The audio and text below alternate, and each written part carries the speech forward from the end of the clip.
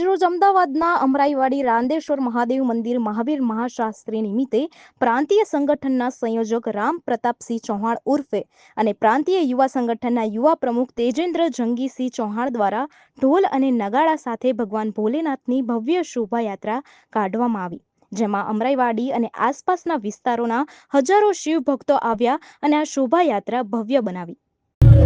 આજે શિવરાત્રિના નિમિત્તે આ શોભાયાત્રાનું અમે આયોજન કર્યું છે।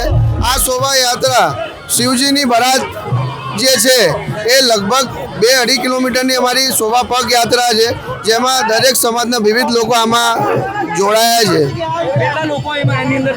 અહીંયા લગભગ 500 થી 1000 માણસો આ શોભાયાત્રામાં દર વર્ષે જોડાય છે અને બધા અમે નાસ્તા ઝૂમતા બરાતની જેમ અમે આનો આનંદ લઈએ છીએ।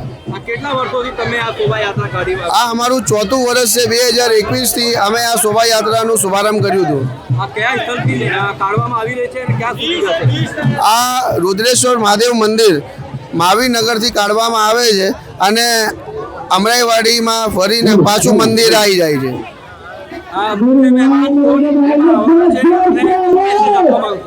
મુખ્ય મહેમાન તરીકે અમારા દરેક સમાજના વિભિન્ન આગેવાનો અને અહીંયાના ધારાસભ્ય અને સાંસદશ્રીઓ ઉપસ્થિત રહેશે।